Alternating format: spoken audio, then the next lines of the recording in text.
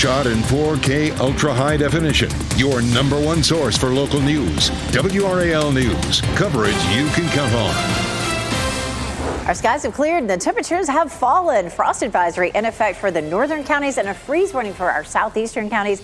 I'll show you how many more mornings may look like this.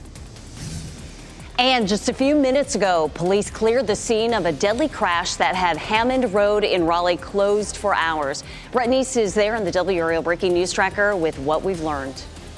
A man is accused of pulling a gun on 3 kids, including 6-year-olds. It happened while trick-or-treating was going on in a Raleigh neighborhood.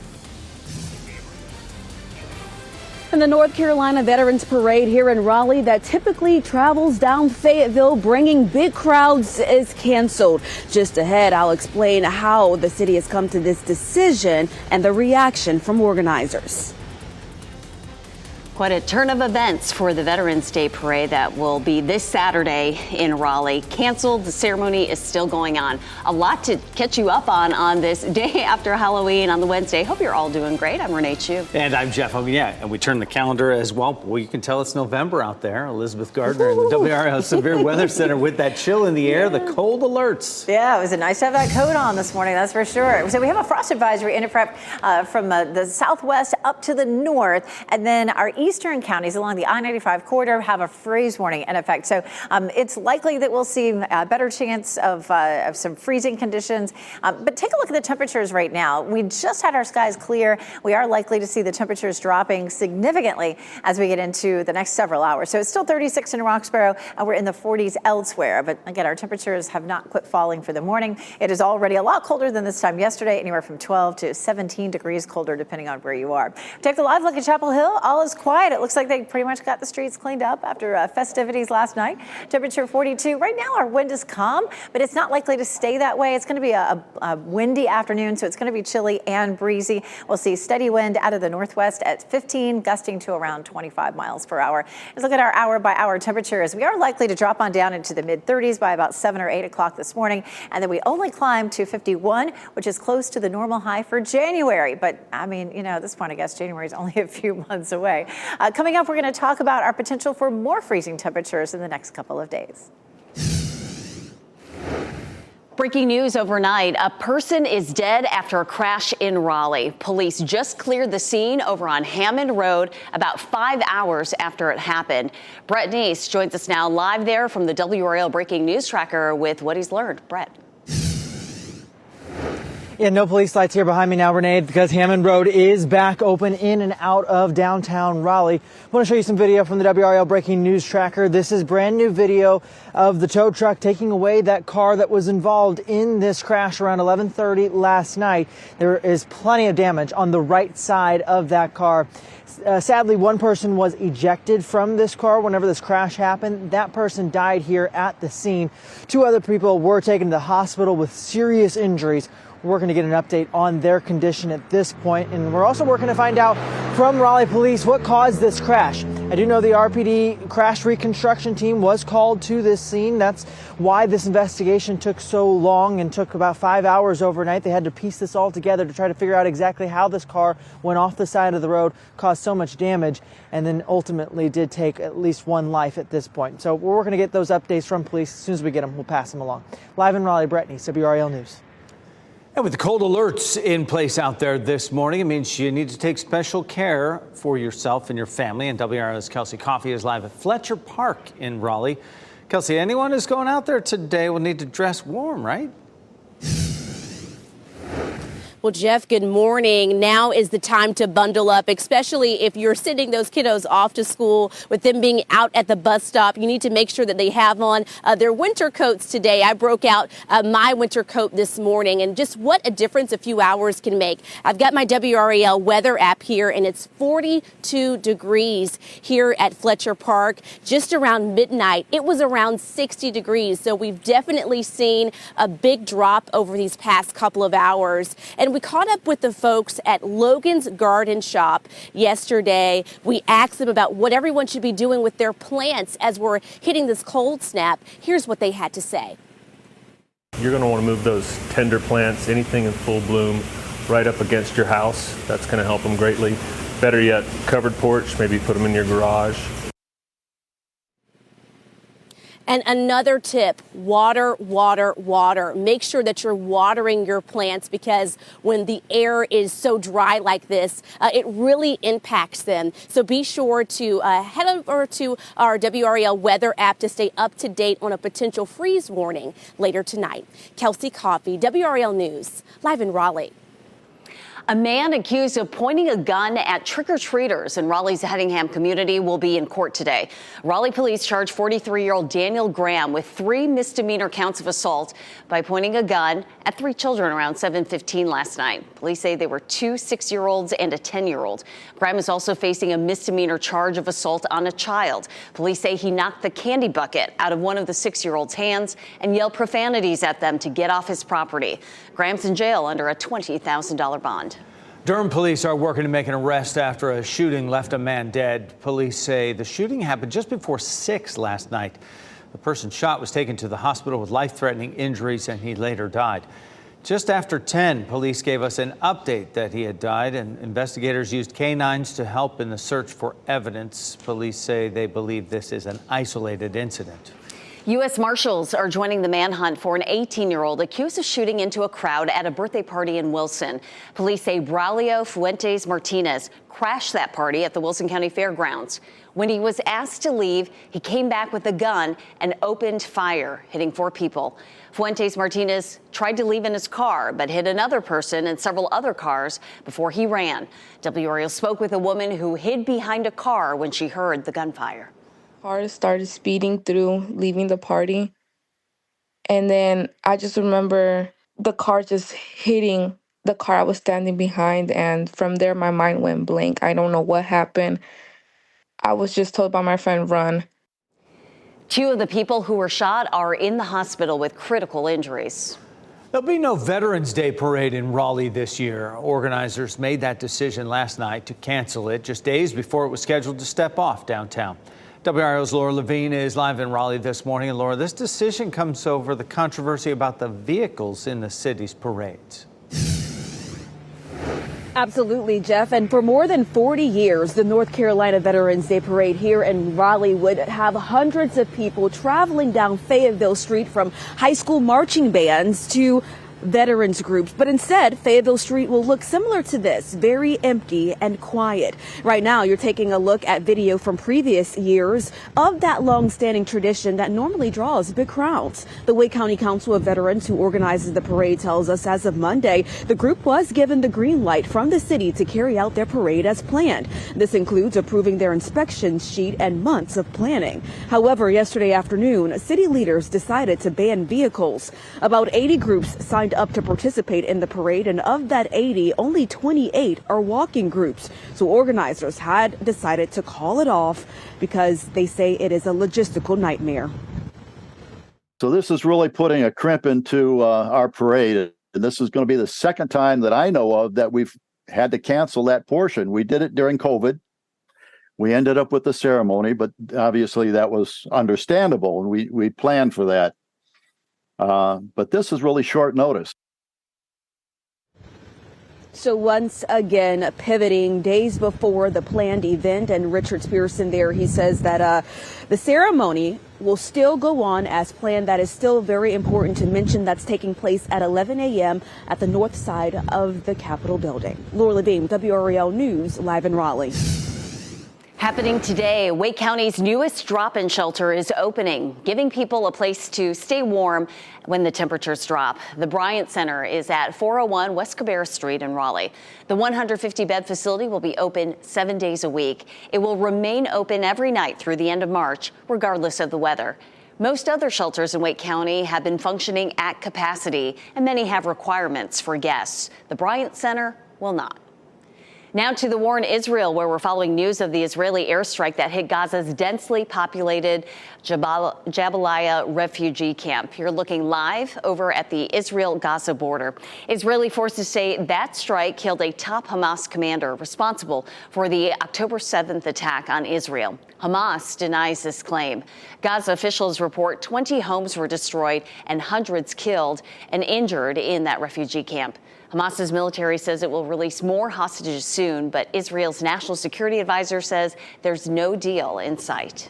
Today, the Federal Reserve will wrap up its two-day meeting and will announce whether another interest rate hike could be on the way. Some economists believe Federal Reserve Chairman Jerome Powell will likely leave room for at least one more interest rate hike in December.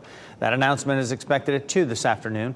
The Fed has already hiked rates to a range that is the highest level in 22 years in an effort to combat inflation. Texas Rangers are one win away from being crowned World Series champs for the first time ever. Their offense exploded for 10 runs in the first 3 innings last night in Game 4 in Arizona, and then they held off a comeback attempt from the Diamondbacks for an 11-7 win. The Rangers have a decisive 3-1 lead right now in the best-of-7 series, so that means they could clinch the series tonight in Game 5. Diamondbacks will, of course, be trying to stop that celebration and keep their World Series hopes alive. First pitch for tonight's game is 8 o'clock. You can catch all the action on Fox 50. FBI investigators are back at home in Idaho, nearly a year after 4 college students were murdered there. What they're hoping to find as the man accused in their killings awaits trial. And a lot of fun to be had on Franklin Street Halloween night. Why costumed people we spoke with say they felt safe despite recent unrest on the UNC campus.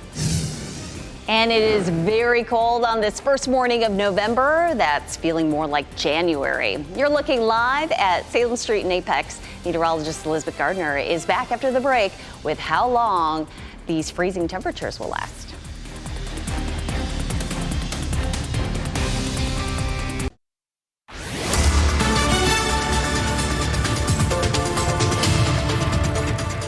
Colder air is spilling into our area right now, and we are likely to see temperatures down in the 30s in a lot of places. We have a frost advisory in effect for our northern and southwestern counties and a freeze warning in our eastern counties. And so it's gonna be a chilly one out there. We take a live look at Sanford. Of course, we are pretty far away from sunrise, and skies are clearing, and we won't start to see temperatures warming up. They'll continue to drop all the way until sunrise. So we still have several hours to see temperatures falling. Right now it's 37 in Lewisburg, but a lot of us are still sitting in the 40s, 43 in Tarboro, 42 in Irwin, and 45 in Rocky Mount. So if we do drop to freezing, of course, it won't last for very long this morning. It's going to be a cool afternoon for exercise. Our highs only make it into the low 50s, but it will be pretty with lots of sunshine. Police in Durham are investigating a shooting on South Alston Avenue. This shooting happened around 8:30 last night, and officers arrived at that scene and they found a man who had been shot. He was taken to the hospital. There's no word yet on his condition. Investigators are now allowed back inside the home where 4 University of Idaho students were murdered nearly 1 year ago. FBI investigators are back at the home this week gathering documentation needed to construct a physical model of the home. This comes as the trial for suspect Brian Koberger has been delayed indefinitely after waiving his right to a speedy trial. The University of Idaho intends to demolish the house once the trial is over. Quite a morning in Chapel Hill, where you're looking live right now. Just a few hours ago, thousands of people filled the streets there to celebrate Halloween. The town decided not to close off Franklin Street last night because the crowds didn't get out of control. There were a lot of creative costumes out there, as you can see, among the people who came out. More than 100 police officers were watching that crowd, giving people peace of mind from any possible security threats. This comes after recent clashes on campus between protesters about the Israel-Hamas war. Governor Roy Cooper and First Lady Kristen Cooper welcomed a host of trick-or-treaters at the Executive Mansion in Raleigh. Everyone was decked out in their best costumes. The governor ditched his suit for the evening in favor of a NASCAR driver's suit.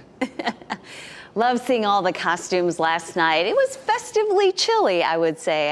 And, you know, we didn't have any raindrops in our neighborhood. Meteorologist Elizabeth Gardner in the WRAL Severe Weather Center. It's dry this morning. We were so fortunate in most of the viewing area that the rain did end by the time we got to trick-or-treat time. So, shoosh. And I had the same sentiments in my neighborhood. People were like, you know, as long as it's not raining, it's kind of nice that it's a little bit chilly out here. Hope you like it this morning. It's definitely chilly right now, 42 degrees. This is another live look at Chapel Hill.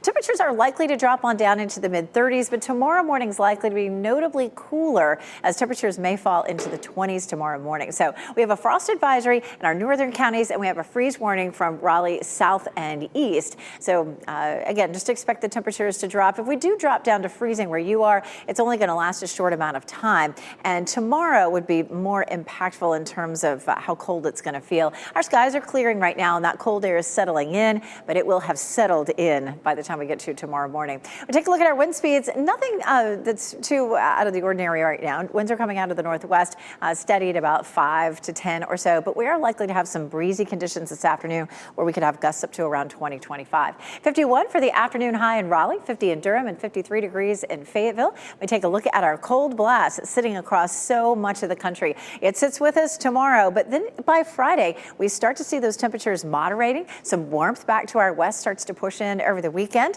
and it should actually feel pretty comfortable. We take a look at our cold alerts for tomorrow. We have a freeze warning in effect from the Triangle area north and west. The reason we don't have it in the southeast is because forecasters at the Weather Service are expecting temperatures to drop down below freezing in the areas south and east. So there's not a freeze warning. Now, it's looking like we're pretty warm at this point, so it's possible that they would change that and add that back in if temperatures don't get cold enough this morning. Here's what it's likely to look like tomorrow morning. 29 in Durham, 26 Roxborough, 28 Lewisburg, 30 in Wilson, 27 Southern Pines, 24 Robbins, 30 in Irwin, 31 in Fayetteville. So tomorrow morning definitely going to feel colder for us. We're looking at 33 again Friday morning, and then temperatures begin to rebound. Our normal low is 44, and we'll see that over the weekend. Temperature on Friday, 65, and look at that, we're in the 70s. Saturday, Sunday, Monday, some nice weather in our forecast. We do go back to standard time over the weekend, so remember to set your clocks back. The next chance of rain in our forecast is a few rumbles of thunder on Tuesday.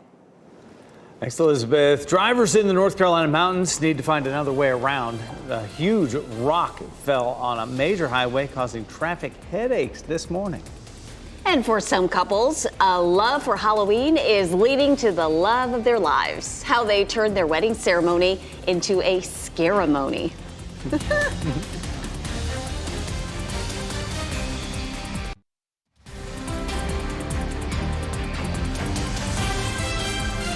.453 is the time right now on your Wednesday morning. Hump Day. It is November 1st. This is a live look from our WRAL Live Cam Network North Hills this morning. Very chilly as you head out there this morning. Nanny cams and baby monitors are great when they work, but some are glitchy and there are so many types and features it's hard to know which is best for your family. 5 on your side's Keely Arthur shows us which devices Consumer Reports rated as top buys. Consumer Reports has rated more than 70 home security cameras or nanny cams and more than a dozen baby monitors.